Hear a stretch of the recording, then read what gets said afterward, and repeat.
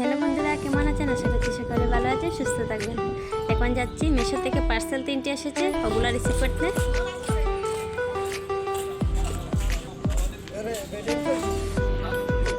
আমাদের সাথে শেয়ার করবো। এই যে 3টি পার্সেল এসেছে, আমার এটাই বেশ ভালোই লেগেছে, এই শুটি।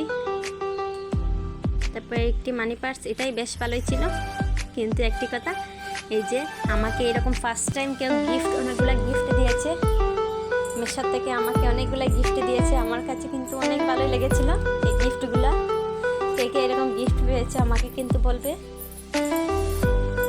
এই দেখো, অনেকগুলো গিফট পাঠিয়েছে আমাকে, বেশ ভালোই ছিল কিন্তু এটা।